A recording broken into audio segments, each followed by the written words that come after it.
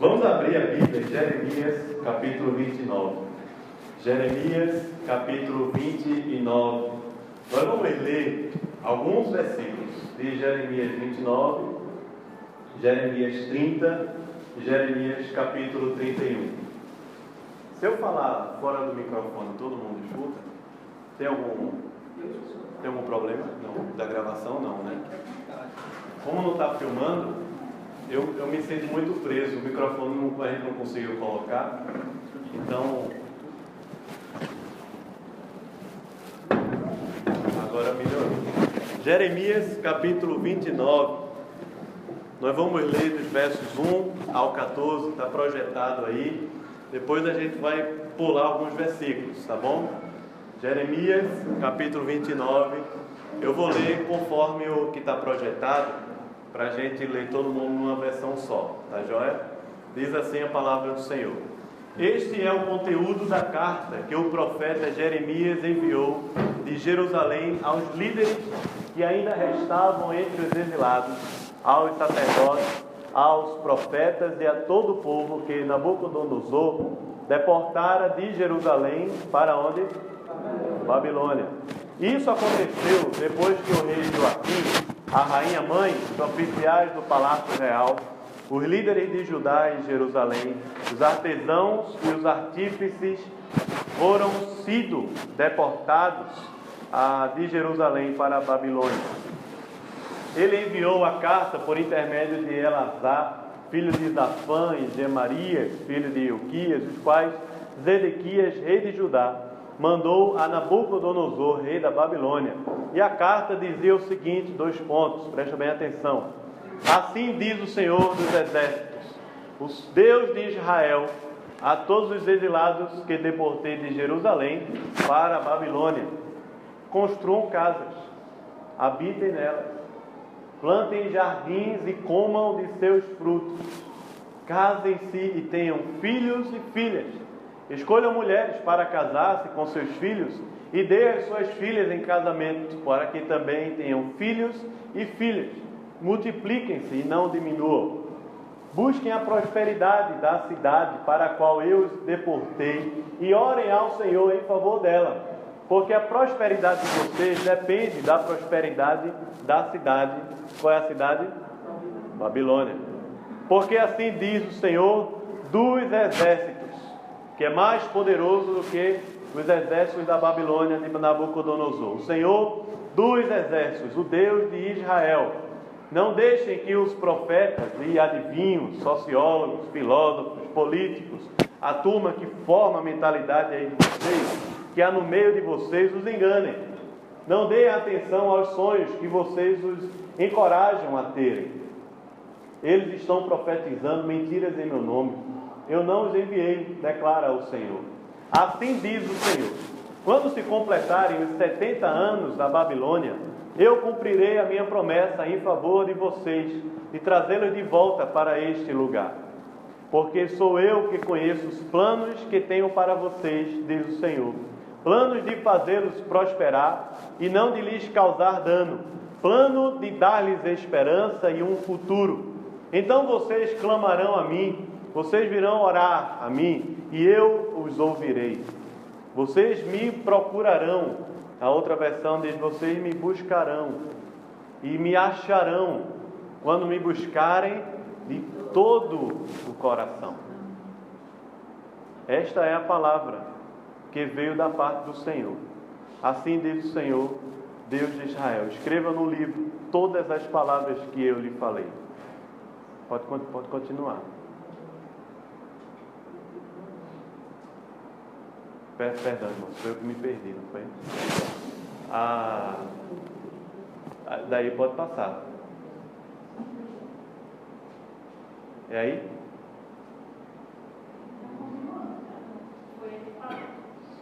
Certo. Certamente vem os dias, diz o Senhor, em que mudarei a sorte do meu povo, Israel e Judá, e os farei retornar à terra que dei aos seus antepassados, e eles a possuirão, declara o Senhor. E estas são as palavras que o Senhor falou acerca de Israel e de Judá. Assim diz o Senhor: ouvem-se gritos de pânico, de pavor e não de paz. Pergunte e veja. Pode um homem dar à luz?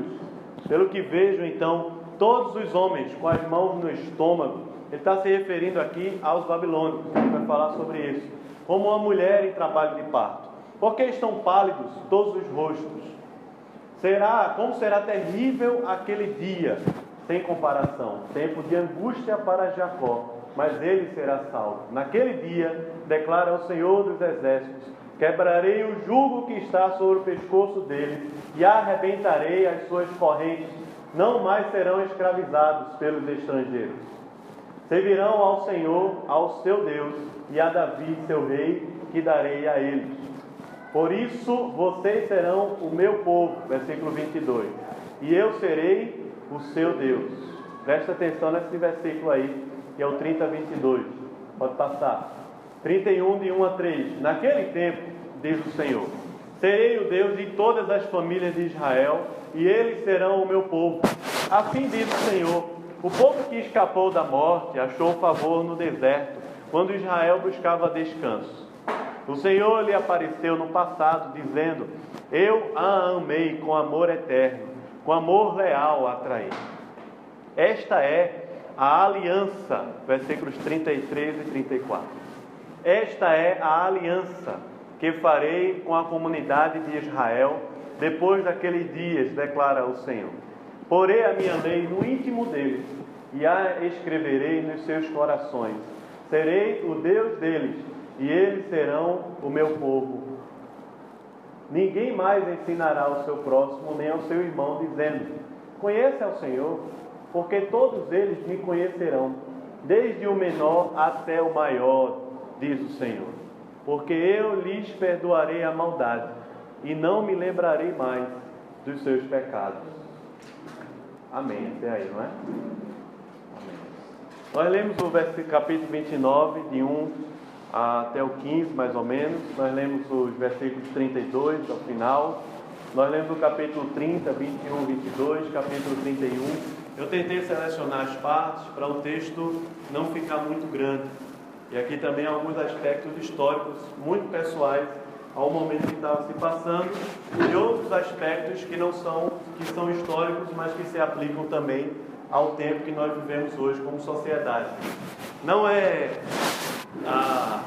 incomum nós ouvirmos este ano que os tempos estão maus, não é verdade? A palavra que tem definido o nosso ano é crise, não é?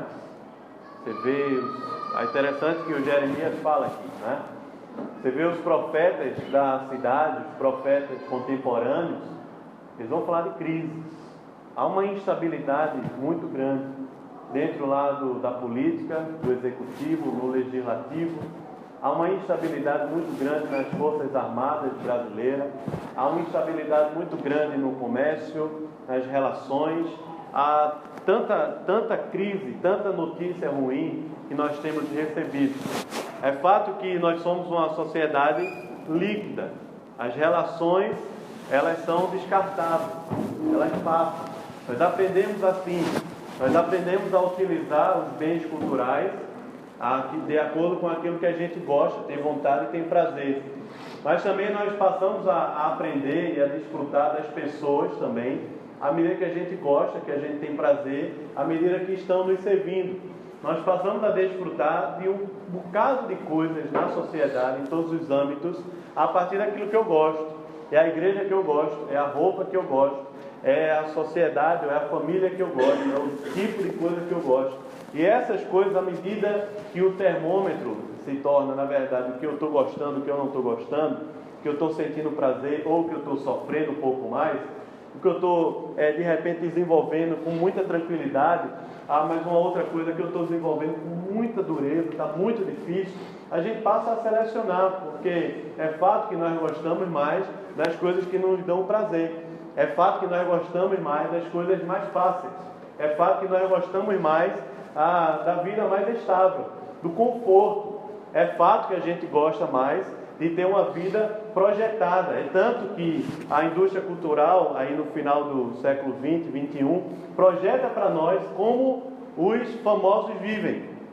E à medida que nós vemos como eles vivem, nos alegramos, nós curtimos, nós marcamos lá o coração no Instagram, quando vemos Neymar com a sua Ferrari nova, quando vemos uma atriz famosa com uma viagem, ou com a roupa, ou com um vestido aí que custa 30 mil reais, quando vemos alguma coisa que de alguma maneira, aquele negócio está me projetando, é aquilo que eu gostaria de viver, é aquela viagem que eu gostaria de ter, é aquela vida que eu gostaria de ter, é aquela cultura e aquele tipo de relacionamento que eu gostaria, mas não consigo. Nós curtimos, nós marcamos, porque de alguma maneira aquela coisa está projetando a gente.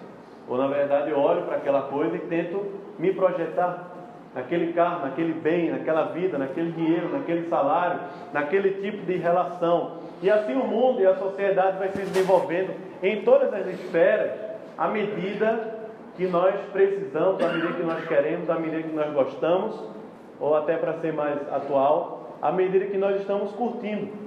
Facilmente nós aderimos a uma comunidade ou sociedade, a um tipo de grupo, e facilmente nós nos desfazemos, facilmente nós saímos, facilmente nós trocamos pessoas, cargos, funções, vocação, percepção e até opinião, de acordo com aquilo que vai ser mais agradável, com aquilo que eu vou receber mais, que eu vou ganhar mais. Nós mudamos a opinião, mudamos de visão, mudamos de pensamento, às vezes para tentar até me encaixar melhor, para tentar até fazer parte mais do grupo A, do grupo B. E esse é o tempo que a gente vive. Nós não somos cristãos, mas não estamos vivendo no mundo paralelo. Bom a gente entender isso. Nós somos cristãos, mas vivemos nesse mundo. Não seria o mais, mas é o ir mesmo, é um aditivo. Nós somos cristãos e fomos chamados para viver nesse mundo, para viver nessa terra que é a grande Babilônia. Muitos sociólogos, e Bauman é um deles, tentam desenhar para a gente como seria essa sociedade, como seria esse tempo, essa sociedade líquida que nós vivemos. Eu estava pensando sobre esse tema, voltei o meu coração e minha mente para a Babilônia. Parece que a Babilônia, na Bíblia, de Gênesis a Apocalipse, ela revela um pouco para a gente o que nós vivemos, a sociedade que nós vivemos, o mundo que nós estamos inseridos, os valores que fazem parte desse negócio, essa loucura que nós estamos envolvidos aqui na Terra como cristãos que vivemos nesse mundo. Bauman vai trazer uma ideia muito interessante. Diz o seguinte, que existe uma fórmula de ouro para o ser humano. E essa fórmula de ouro é satisfação e felicidade. É no outro slide, satisfação. Bauman vai dizer que a satisfação mais a felicidade é a fórmula de ouro para o ser humano. Só que Bauman, ele diz o seguinte, que nenhum ser humano, nenhuma sociedade, nenhum pensamento conseguiu alcançar satisfação e felicidade. Esses sentimentos que Bauman trabalha em todas as suas obras, que felicidade é satisfação, é também segurança e liberdade, especialmente quando ele vai olhar para as cidades, para o contexto das metrópoles, esses paralelos, essas coisas que a gente naturalmente está buscando. Naturalmente eu quero morar num lugar seguro. Naturalmente eu quero andar num lugar que tenha liberdade de ir, liberdade de vir também. É fato, nós vivemos uma sociedade que dá medo até de andar na rua. Essa semana aconteceu isso comigo. Meu primeiro carro, eu tenho 2 anos que eu tenho um carro. Passei 27, 28 anos andando de ônibus, de bicicleta, andando, peregrinando por aí, pegando carona com os irmãos, né, no busão, assim, né? E aí, traseirando, pulando a catraca, já fiz muito. E aí, muito tempo vivendo a vida assim. De 2 anos, Deus deu a graça de eu poder comprar um carro. E eu andei tanto de bicicleta que eu aposentei a minha. Até consertei um dia desse, mas só andei uma vez. E aí um dia desse eu fui pegar uma carona, terminei uma aula que eu estava dando no Colégio Fazer Crescer, uma aula especial que a gente deu no shopping. Na verdade, viemos de ônibus para a escola, com aquele ônibus bem bonitinho, né, que não conta, né? Andar de ônibus desse jeito não conta. E aí quando chegou lá, eu estava sem carro, o Jorge ficou com o carro, aí fui pegar uma carona. Aí peguei uma carona com um cara, durante a carona ele disse: olha, eu não vou poder te deixar em casa, vou te deixar antes do viaduto da torre, ali do Carrefour, eu tenho que andar aquilo tudinho. Fiquei ali perto do fiteiro, quem sabe, né, tem uma pracinha, que eu estou com um problema em casa. Ele contou. Aí eu fazer o que? Eu já estava no carro. Então vamos embora. Quando eu desci, eu pensei, eu vou pegar um táxi, dá R$10. Daria R$10 o táxi. Não é muita coisa, na verdade, é só passar a ponte. Mas eu tive uma crise, eu disse: rapaz, eu vou pegar um táxi, porque eu estou com medo. Eu estava com a bolsa, estava com o iPad, estava com o celular, seu documento. É muita coisa, esse mundo está muito doido. Eu estava com medo. Eu estava com medo de andar na rua. E aquele momento foi um momento, rapaz, eu busco a segurança ou eu vou andando? Eu fui andando. Você diz: venceu, me venci? Não, eu fui morrendo de medo até em casa. Mas eu fui andando, né? É fato isso, a gente vive assim. Nós descemos do carro com medo, e a gente busca uma cidade, busca uma moradia, busca uma vida que de alguma maneira vai proporcionar a gente segurança. Mas não é só segurança social, é uma segurança pessoal, é um emprego, é um concurso público, é a estabilidade financeira, é a famosa frase dizendo o seguinte: você precisa ter um trabalho, uma condição que não vá depender, já ouviu isso? De ninguém. Você já ouviu isso já? Não vai depender de ninguém. Só que a gente escuta isso, rapaz, isso é massa. Faz parte da vida, do mundo que eu vivo, que eu estou inserido. Só que esse negócio tem um valor líquido, profundo.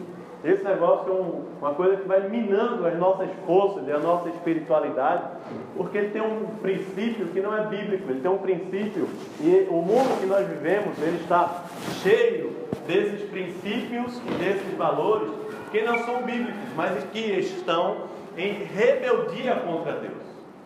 Palma vai falar que para nós nos encontrarmos na vida, a gente precisa ter felicidade e satisfação, mas ele não sabia onde encontrar esse negócio. Se você voltar um pouco, porque eu inverti a ordem aqui, já que eu não estou passando aqui, na verdade eu me confundi. Uma outra pesquisa que eu estava vendo no site Demografia Unicamp, ele vai fazer uma análise muito interessante. O Bruno ia gostar muito desse texto, porque ele fala sobre a geração X, geração Y, Baby Boomers, Baby Busters e outras, a geração de 90 para cá, já no século 21. Essa análise muito interessante. Ele vai dizer o seguinte: o texto é assim, o título do artigo é assim: por que os jovens profissionais da geração Y estão infelizes? Ele faz uma análise atual. E aí ele vai fazer o seguinte gráfico. Na geração passada dos nossos pais, eles trabalhavam com uma expectativa muito baixa a respeito da vida. Porque os avós, os nossos avós, os pais deles, trabalharam muito, trabalharam 30 anos, 40, para poder no final da vida, talvez, desfrutar de algum tipo de conforto, de algum tipo de vida melhor, financeira e tudo mais. A geração dos nossos pais viveu, de alguma maneira, com essa mensagem de que eu vou poder ter conforto, que eu vou poder ter segurança e ter liberdade no final da vida se eu trabalhar muito. Mas essa geração, que é a geração nossa, de 85 para cá, é uma geração que ela passou a acreditar numa grande mentira social. E essa mentira é o seguinte, assim, ele fala lá: você é especial. Cheio, todo colorido. Você é especial. Porque nós já passamos normalmente, naturalmente, é como se a gente já entrasse no mercado de trabalho com uma plataforma muito forte. Entrasse no mercado de trabalho com uma expectativa de que no ano que vem, ou daqui a 2 anos, ou daqui a 3 ou 4, a minha vida vai mudar completamente. E aí o artigo vai dizer o seguinte, que o que tem adoecido a alma da nossa geração não é a realidade, mas são as expectativas que nós temos a respeito da vida. Porque enquanto na geração passada a realidade estava acima da expectativa, parece que no nosso tempo é o contrário. A expectativa está acima da realidade. Como é que a gente vai equalizar esse negócio aqui na Babilônia? Como é que nós vamos olhar para a Babilônia e tentar perceber esse conflito entre satisfação, entre felicidade, entre segurança, entre liberdade? Veja que a Babilônia, se você puder acompanhar um pouco essa perspectiva histórica para entender. Se você for olhar o Antigo Testamento, você vai ver a formação de um povo que é chamado de Israel. Tá certo? O Israel de Deus. O Israel de Deus é a igreja. Nós somos o Israel de Deus. Quando nós olhamos para o Israel que está vivendo aqui nessa Babilônia louca, você vai ver que a perspectiva histórica de formação do reinado de Israel, o rei Saul, depois o rei Davi, depois de Davi reina o seu filho Salomão, sobre aquelas 12 tribos, na verdade eram 13, porque a tribo de José se repartiu em duas, Efraim e Manassés. Quando Davi reina, o reinado de Davi, ele está representando como uma sombra o reinado de Cristo sobre a igreja e sobre a terra. É tanto que, quando se fala a respeito de Jesus, a perspectiva é de que vai vir o Messias, a raiz de Davi, e ele vai restaurar o reino. Ele vai trazer de volta aquilo que nós vivemos com Davi. Essa era a perspectiva dos discípulos na época que Jesus estava aqui vivendo o seu ministério. O Israel, depois de Salomão, assume o seu filho chamado de Roboão, e aquela nação de Israel se divide. Há uma tragédia política, econômica. Ela se divide de tal maneira que uma nação se chama Israel e segue com um rei chamado Jeroboão. E desse rei Jeroboão, que diz que ele fez o que era mal perante o Senhor, porque levantou altares, porque se prostituiu, porque prostituiu o povo, esse Jeroboão perpetuou uma linhagem de Israel, uma linhagem contra Deus, uma linhagem de gente que não conhecia Deus, no geral. Essa outra nação, a nação de Judá, ficou ali com duas tribos, que na verdade uma tinha mais força que a outra, e o nome ficou Judá, a qual a capital é Jerusalém. É a nação de Judá. Agora nós temos duas nações, Israel e Judá. Quando você olha a Bíblia no Antigo Testamento, ela não foi escrita de forma cronológica. Então, nós vamos ver os profetas como Jeremias, Isaías, Amós, Miqueias, que estavam vivendo durante o período desses reis.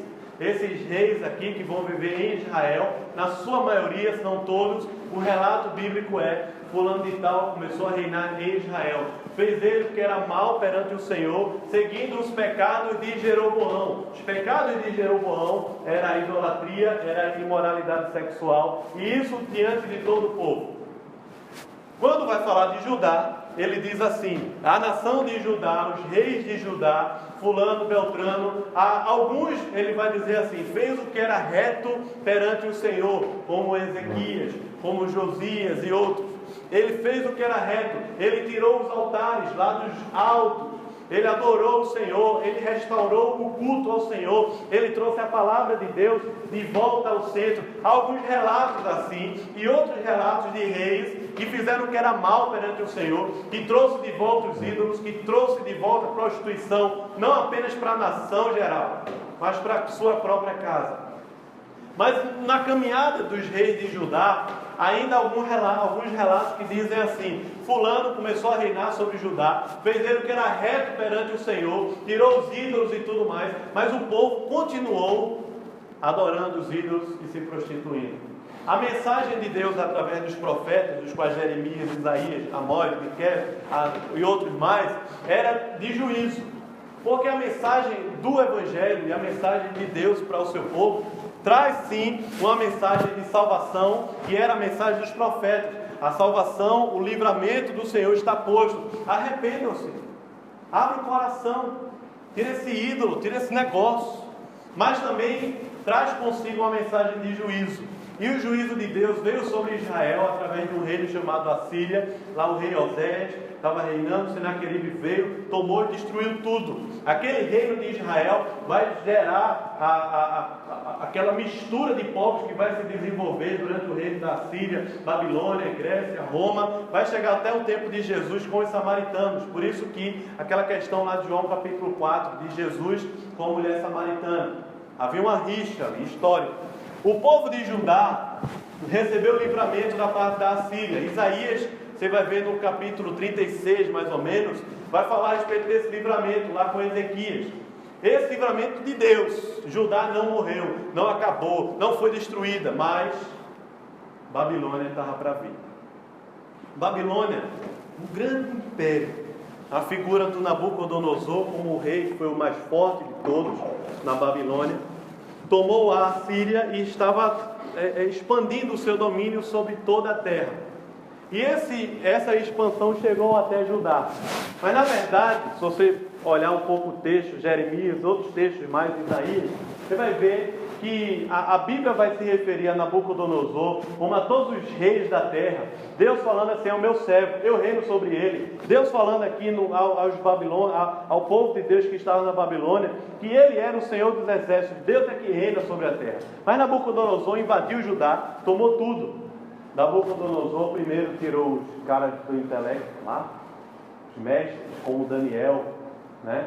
Você vê no início do livro de Daniel, os caras lá da ciência, levou para a Babilônia e disse, esses caras vão ensinar para a gente a cultura judaica e esses caras vão aprender também a Babilônia, que a gente vai investir nesses caras. É tanto que Daniel se torna lá um dos governadores, dos principais, não só no reino da Babilônia, mas no reino seguinte também.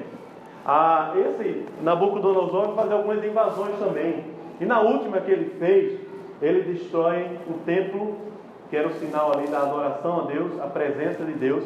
Deus não habita em templo, Deus não habita em construção feita por mãos humanas, mas a ideia daquele templo ali era da presença de Deus no meio do seu povo. Ele vai destruir os muros de Jerusalém, que dava ali a ideia, a falsa sensação de segurança, porque não são os muros quem traz segurança para nós. E ele destruiu também o poder, a monarquia, o palácio. Acabou, está tudo devastado. Imagina que Jeremias viveu esses períodos. Jeremias nasceu um pouco depois de um grande avivamento em Judá. E Jeremias viveu resquícios desse avivamento com o rei Josias. Mas Jeremias viu um grande declínio espiritual. E Deus usou Jeremias para avisar o povo, dizendo, se vocês não se arrependerem, o juízo de Deus vai cair. Se vocês não buscarem ao Senhor, Deus vai levantar a Babilônia e vai cair o juízo. E agora Jeremias viu isso. Porque durante os reinados de Jeoaquim, de Joaquim e de Zedequias, que já foi Nabucodonosor que colocou, Jeremias está vendo o declínio, o povo não busca, os altares estão lá, a imoralidade está lá, o coração está perdido e o juízo de Deus está chegando. Daí que o povo é deportado para a Babilônia. Os judeus vão morar na Babilônia. O que é a Babilônia? Babilônia, se você for olhar na perspectiva bíblica total, lá em Apocalipse, no capítulo 18, 19, vai haver uma profecia a respeito da Babilônia. E aquela profecia está apontando para a consumação dos séculos. Aquela profecia ele vai dizer o seguinte: caiu a grande Babilônia. Capítulo 18 de Apocalipse, ele vai descrever que tipo de Babilônia é essa que ele está falando. Que tipo de confusão é essa? O que há em Babilônia é um espírito que é o mesmo que havia lá em Babel, em Gênesis capítulo 11. Quando aqueles homens, inspirados ali pelo pecado, pelo coração rebelde contra Deus, decidiram fazer a vida. Você já ouviu essa expressão, já? Vamos fazer a vida? Vamos fazer a coisa dar certo? Vamos ganhar dinheiro? Vamos fazer o nosso nome? Vamos botar para quebrar nessa terra? Os caras foram lá, Gênesis capítulo 11, vi lá no versículo 4, que a motivação deles era o seguinte: vamos fazer o nosso nome célebre sobre a terra. Era essa Babel que estava lá. Foi essa Babel que Deus dispersou sobre a terra. Essa torre que Deus impediu dela crescer, mas que ela vai crescer no coração por causa do pecado, porque todos nós nascemos no pecado. É assim que as cidades elas vão sendo desenvolvidas, construídas, vão se expandindo sobre a terra, desde lá daquele tempo antigo, do Antigo Testamento, do Novo, desde a Idade Média até os dias de hoje. A cidade vai sendo construída e desenvolvida sob esse mesmo aspecto, às vezes sombrio, às vezes declarado, às vezes cheio de luzes, às vezes no escuro, às vezes na frente de todos, às vezes lá quando ninguém está olhando, mas o aspecto é o mesmo. Há uma sombra, há uma penumbra no coração da gente vivendo na Babilônia, há uma penumbra no coração da Babilônia. A penumbra é: vamos fazer o nosso nome, vamos fazer a vida dar certo, vamos ganhar a vida, vamos ganhar dinheiro, vamos viver na Babilônia. É o bicho esse negócio, eu quero esse negócio para a minha vida. É a sociedade que a gente vive hoje. Vamos buscar conforto, vamos buscar ser mais livre, vamos buscar título, vamos buscar um trabalho melhor, vamos buscar. E aí, no coração, que se desenvolve uma profunda insatisfação. Não é assim ou não? Você compra um produto cultural, da indústria cultural, você compra um símbolo, compra um celular, compra um carro, mas pouco tempo depois vão lançar um melhor. É ou não? Você compra um instrumento, uma coisa para casa, uma televisão, pouco tempo depois vão lançar uma melhor. Você compra uma Smart, vai ter uma 4K, vai ter uma que faz a curva. Antigamente tinha que fazer a curva para dentro, oval, e está voltando agora ao contrário, depois vai voltar de novo. Tem uma melhor, tem um 3D, tem um negócio melhor que envolve, que conquista a gente. Sempre vai ter uma coisa melhor. Eu vejo isso nos esportes. Quando eu andava de bicicleta, eu comecei a pedalar com a turma, e aí os caras apareciam com uma bicicleta que não pesava mais do que essa garrafa. É verdade ou não é? Tem uma bicicleta que essa aqui é 30 mil reais. Mas a minha coitada, a minha puxar com os dois braços, né? Aí 30 mil, a bicicleta o cara levanta assim, né? Aí você vai para o mundo da moda, a mesma coisa, compra uma coisa, tem uma melhor. Agora comecei a andar de skate, falando para mim mostrar não. Aí, eu não sei andar, você me vê, você vai ver que coisa horrorosa. Aí eu comecei a andar de skate, arrumei comprei um negocinho, não sei o que, bem baratinho. Aí começa a andar, o cara, aquele skate custa 1.000, aquele outro custa 5.000, aquele truque vem dos Estados Unidos, aquele negócio vem da Europa, aquilo ali é disso, aquilo outro. O cara fica doido, meu Deus do céu. Você compra e tem um melhor, você compra o melhor, tem outro melhor. É a sociedade, essa é a Babilônia que a gente vive. Há uma conversa fiada também, dizendo que o problema do ser humano é a cidade. O problema são as interações que a gente tem. A pessoa pode pensar assim: se eu for morar num lugar lá isolado, lá onde não tem televisão, não tem celular, não tem 3G, não tem moda, não tem esporte radical, não tem Nike, não tem Adidas, vou morar num lugar que só tem mato, capim e bicho. Não tem mais, né? Aí você compra um boi, você vai ver. Tem um boi 10 vezes mais. Tem um boi melhor. Compra um cavalo, aí vai ter um cavalo melhor. É assim, um amigo meu agora comprou boi, vou comprar boi para fazer dinheiro. Compra por 1.000, vende por 3.000. Aí, mas qual é o boi? Tem as marcas, tem tudo. É assim a vida. Você vai morar lá num lugar mais isolado e faz sua casinha lá, mas alguém morou do lado e construiu uma casa melhor. Tem uma mensagem dizendo para você no coração. Mas essa mensagem não vem do outro. Essa é a grande sutileza da Babilônia.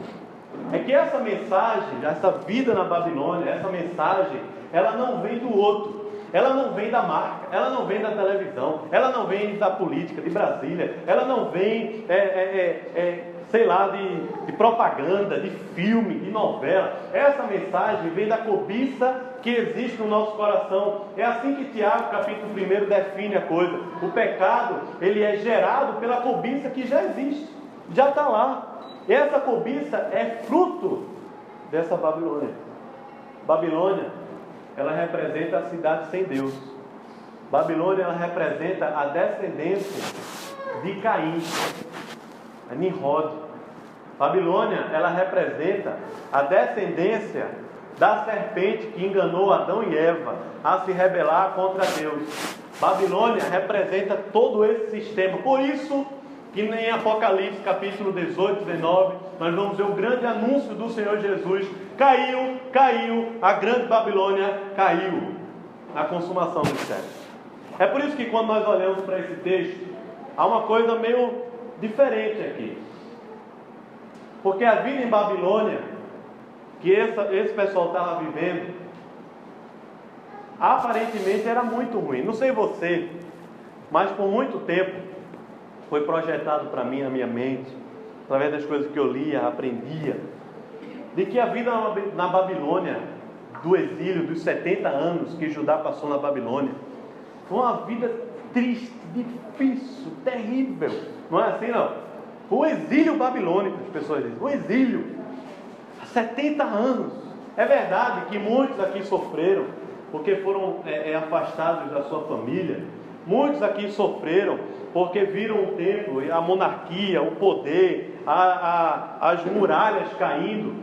Muitos aqui sofreram, porque viram seus sonhos, suas expectativas, sua vida irem embora, se acabar. Mas quando eles chegam na Babilônia, sabe o que acontece, irmão? Os caras começaram a crescer.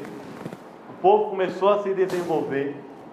O povo começou a prosperar economicamente, politicamente, socialmente. O povo começou a viver a vida na Babilônia. Que maravilha! Que coisa boa! Aí a gente projetou-se na minha mente o seguinte, que a vida na Babilônia foi terrível, que nem aquele cativeiro lá no Egito, lá, Êxodo, capítulo 1, 2 e 3, que Faraó manda duplicar, manda apanhar em dobro, em triplo, quanto mais reclamar, mais apanha. Mas na Babilônia os caras estão prosperando, choraram um pouquinho lá, poxa, perdeu tudo, acabou a muralha, meu pai, minha mãe, pronto, depois passa o luto. Os caras começaram a crescer, a se desenvolver na Babilônia.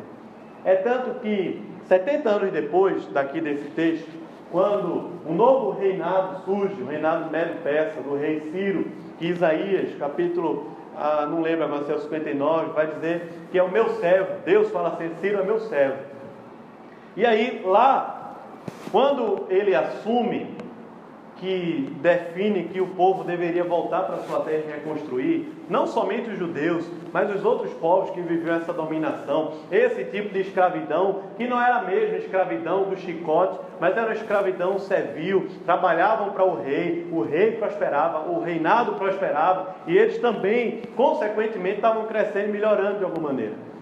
Eles mandam voltar, aproximadamente 10% do povo judeu voltou.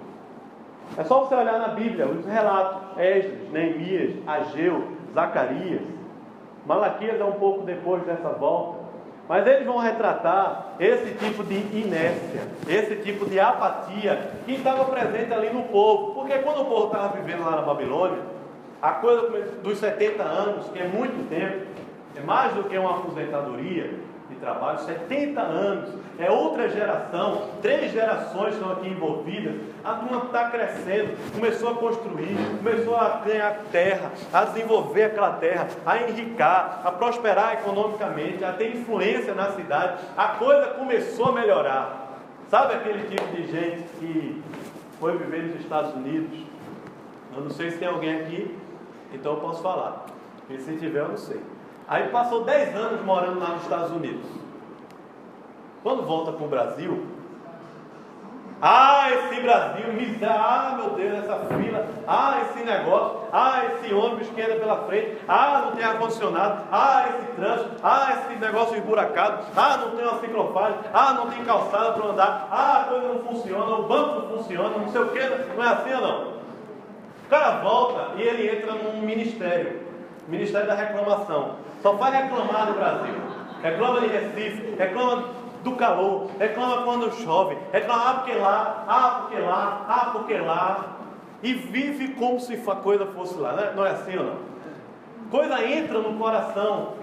É o tipo de conforto, de felicidade, de satisfação que a gente está buscando. A gente passa a viver num lugar melhor. E aí Célio vai voltar assim agora, né? Vai ver, aqui, essa rua, ficou de lá, as ruas de Boca Raton, não sei o que, você vai ver. O cara volta, né? A comida, aqui era $2, não sei o que, a roupa, né? Guarda-roupa renovado. Então, é assim. Aí imagina, na Babilônia era a mesma coisa. Na Babilônia era a mesma coisa. O povo estava voltando. Sabe, um país que foi devastado pela guerra? Não sei a dimensão, o Afeganistão, o Iraque, o Timor-Leste, sabe a Síria agora? Depois acaba tudo a guerra, não tem mais guerra na Síria, Bashar al-Assad sai do poder, tal, tudo na paz. Agora você vai voltar para aquela terra lá, está toda destruída, não tem um poder, não tem uma economia, não tem um modo de vida, está tudo acabado. Assim era a perspectiva de vida a respeito desse retorno. Mas Jeremias, irmão, define essa vida na Babilônia não em termos das circunstâncias, mas a vida do povo de Deus não é regida pela circunstância, pela cidade, pela Babel, pelos valores, pelas ideologias, pelo conforto, por qualquer coisa que a sociedade possa nos oferecer. Mas a vida do povo de Deus é regida pela aliança de Deus.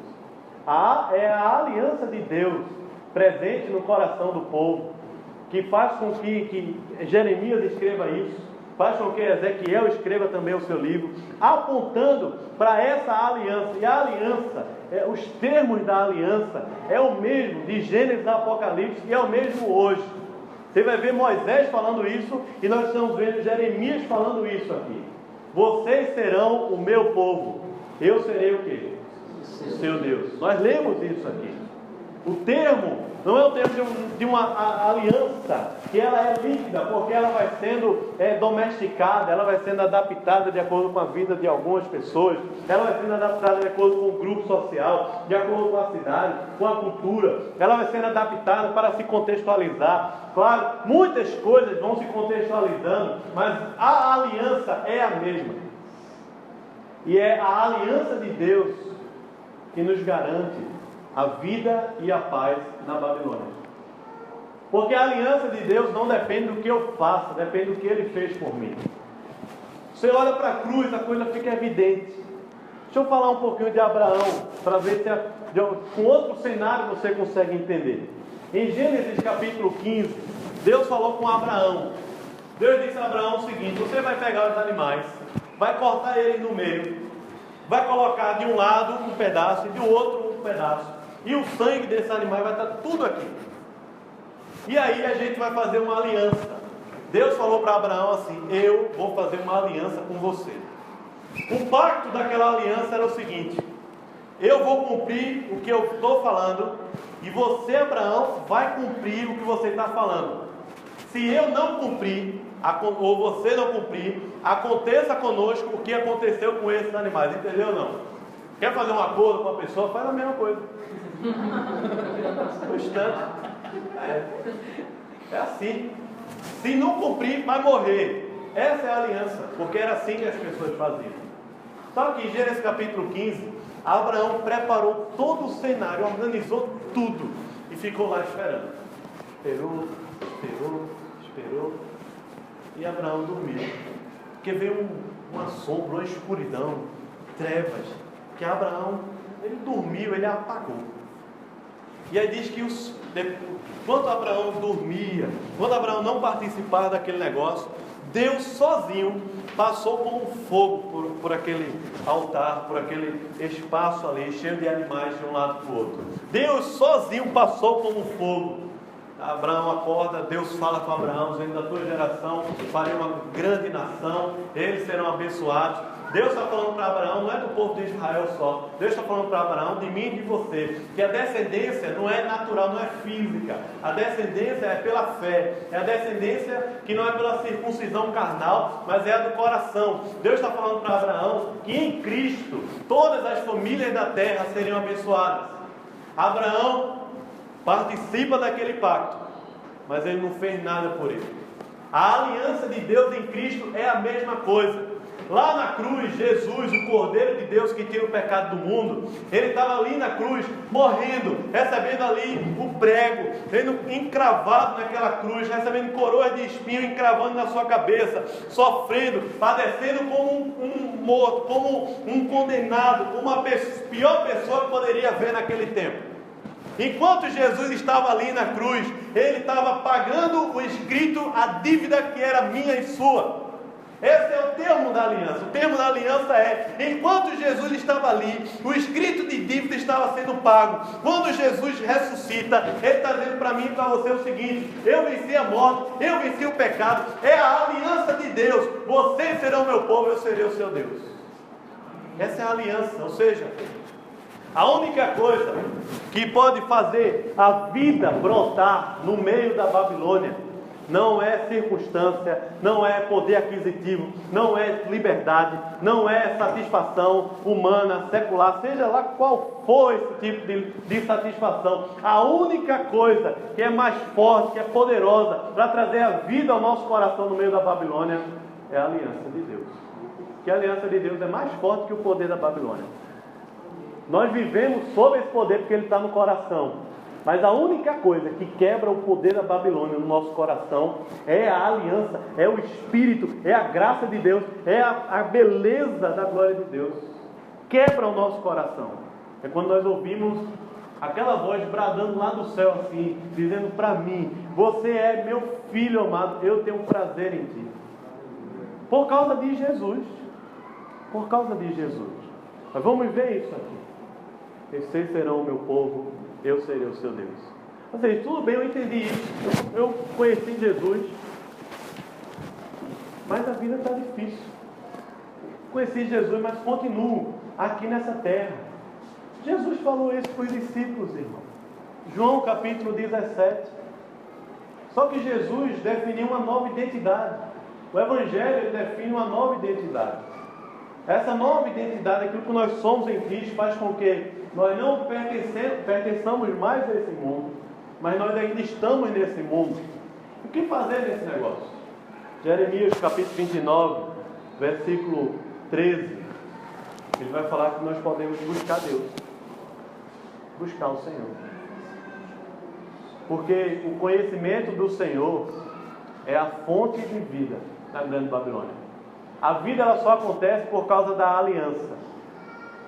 Mas a vida ela é alimentada. Preste atenção nisso. A vida só acontece por causa da aliança de Deus. Mas essa vida ela só é alimentada com a fonte. E a fonte é a palavra. É o conhecimento do Senhor. Quer ver uma coisa? Veja o capítulo 2 de Jeremias. Veja que palavra, que versículo. Capítulo 2, gosto muito desse versículo.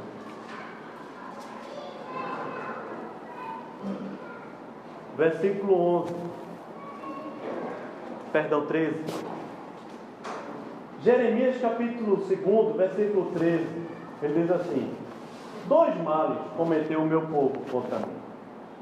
A mim me deixaram. Quem sou eu? O manancial. Falando de uma nascente, de uma água super abundante. Jesus se definiu como sendo o quê? A fonte de água, a água da vida. Eu sou a água da vida, eu sou. A mim me deixaram, eu sou o manancial de águas vivas. E aí vocês cavaram cisternas rotas que não retêm as águas. Cisternas rotas que não satisfazem, que não consegue resolver o problema, nem preencher. Isaías, no capítulo 55, fala a mesma coisa, com outra linguagem. Diz assim: por que você gasta o seu tempo e o seu dinheiro, o seu suor, naquilo que não preenche, naquilo que não alimenta? Aí ele diz assim: venha, compra, come vinho e leite, sem dinheiro, sem preço. Venha, é de graça, vinde comprar e comer. Para de gastar o seu suor, para de gastar a sua energia naquilo que não alimenta. Venha e coma. Versículo 6 ele diz: buscai o Senhor enquanto se pode achar, invocai-o enquanto está perto. Sabe?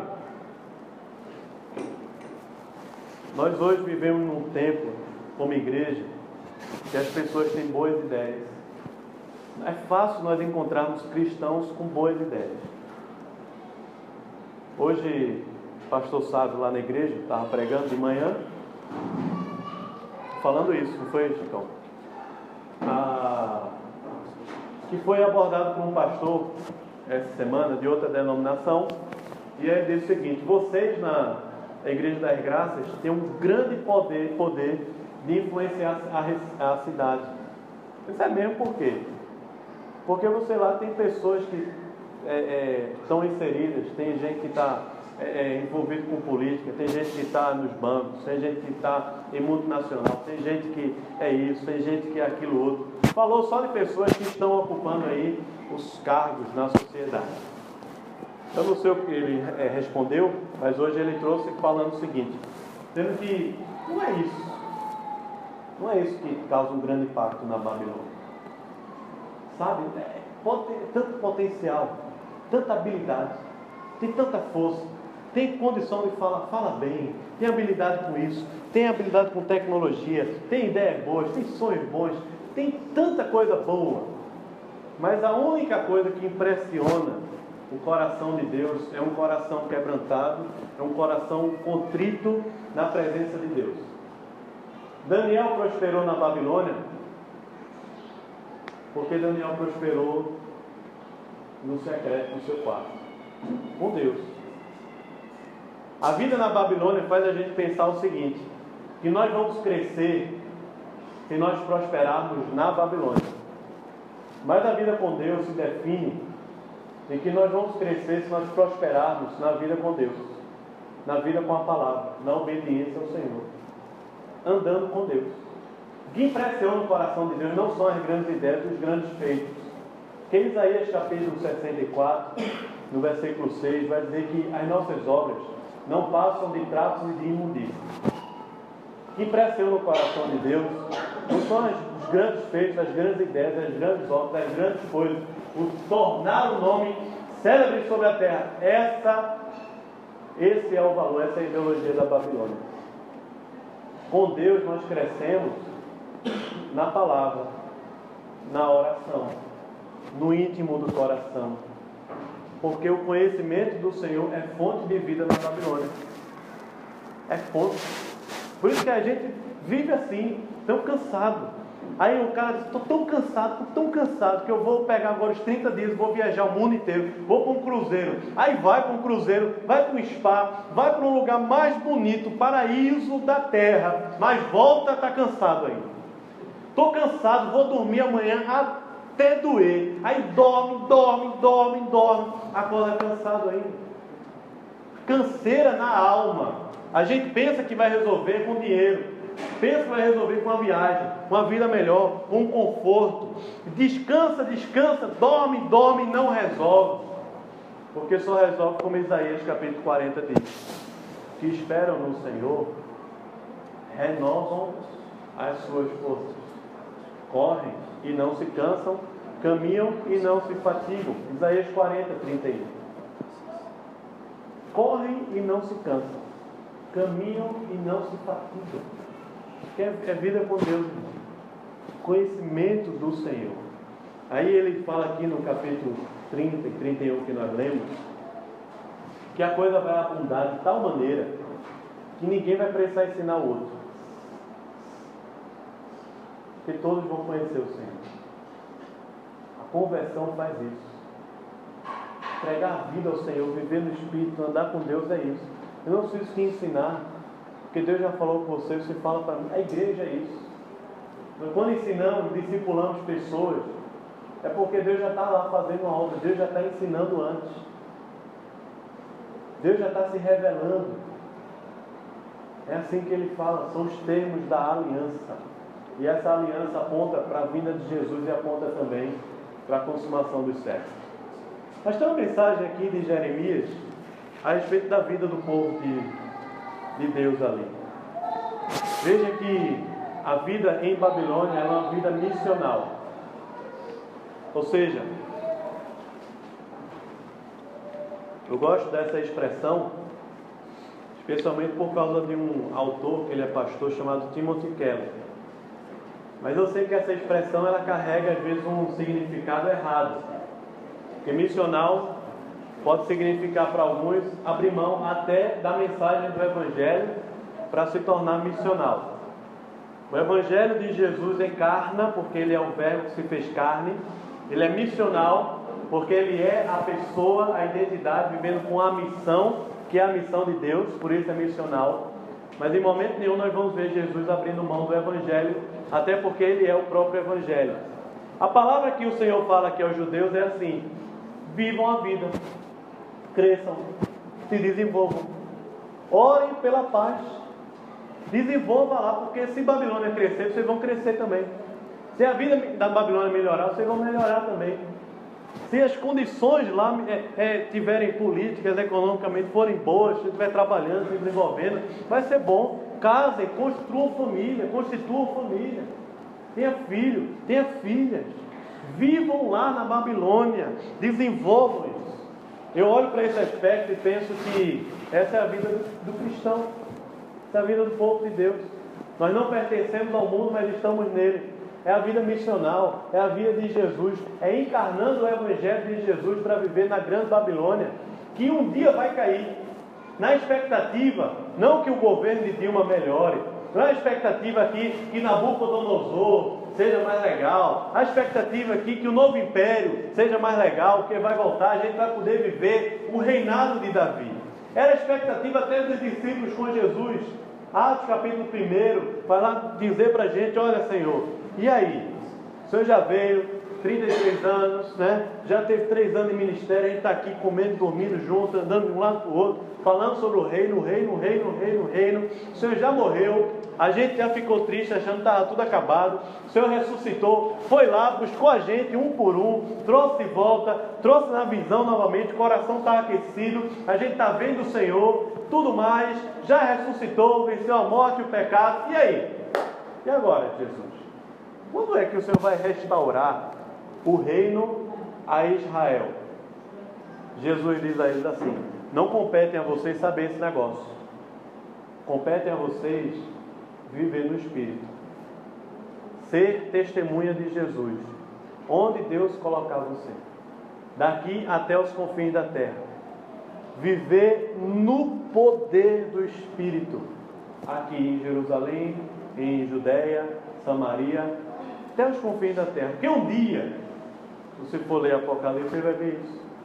A promessa de retorno que os judeus viveram historicamente, mas apontando para um grande retorno, vai acontecer.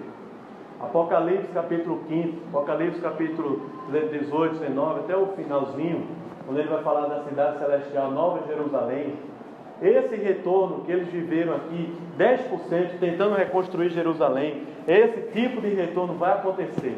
É tanto que a palavra de Deus é: eu vou congregar vocês de todas as nações. Eles não estavam em todas as nações da terra aqui, eles estavam apenas na Babilônia. Mas a palavra do Senhor diz: eu vou reunir vocês de todas as nações da terra. Preste atenção, Deus não está assim se contradizendo, não. Há uma promessa, há uma perspectiva aqui da consumação. Mas até lá, nós vivemos com uma missão. Nós não vivemos a vida na Babilônia, regidos pela Babilônia. Nós não vivemos a vida na sociedade louca, líquida, regidos por esse negócio, pela cultura do descartável.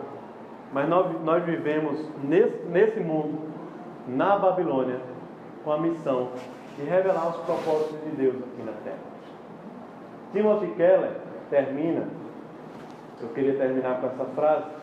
Timothy Keller, ele diz o seguinte para a gente: só o Evangelho de Jesus, só o Evangelho pode nos dar a humildade. Eu tenho muito o que aprender com a cidade, eu vou viver nela, eu vou construir casa, família, eu tenho muito o que aprender aqui com a cidade. A confiança, eu tenho muito o que contribuir aqui. Eu não estou aqui por um acaso, Deus me colocou aqui. Recife é a Babilônia que Deus me colocou. E a coragem, humildade, confiança e coragem. Eu não tenho nada o que ter medo. Não tenho o que ter medo. para realizar o ministério, a vida missional, que honra a Deus e abençoa a terra. Sabe aquela frase de Bauman, da fórmula de ouro? Que ele disse que a fórmula de ouro é satisfação e o quê? Felicidade. Jesus diz assim: eu sou o pão da vida. Quem dele comer jamais terá fome. Satisfação. Eu sou a água da vida. Quem dela beber jamais terá sede. Jesus diz assim: bem-aventurados os que ouvem e creem nas palavras que eu tenho dito. Lá em Lucas, Jesus fala isso, no capítulo 10. Bem-aventurados os que estão ouvindo e vendo o que eu estou fazendo. Jesus também diz assim: bem-aventurados os humildes de espírito, porque deles é o reino dos céus. Bem-aventurados os mansos, os que choram, porque serão consolados. Bem-aventurados os mansos, porque herdarão a terra. Que terra é essa?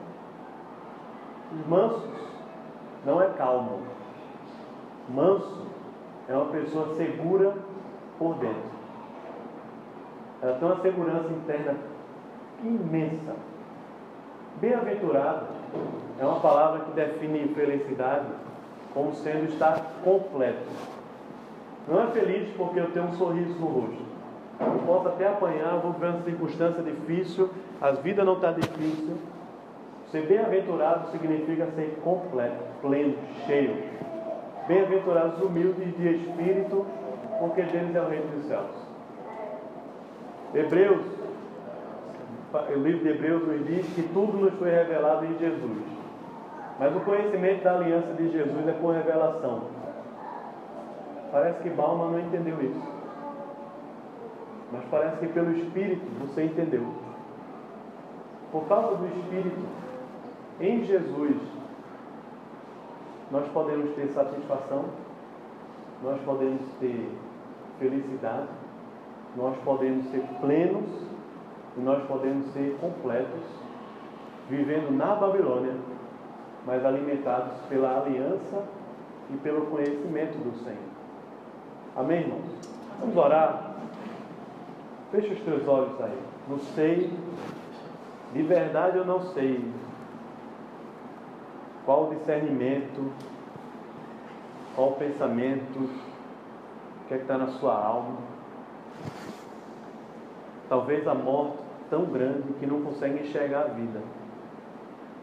Talvez um cansaço tão grande que não consegue nem respirar o Evangelho mais. Talvez uma insatisfação tão profunda na alma que não consegue mais sorrir com o simples, com as coisas comuns da vida.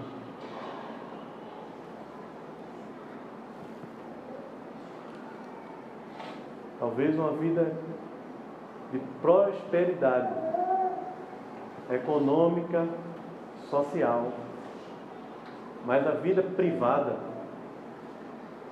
de declínio espiritual, palavra e a oração sendo deixadas de lado.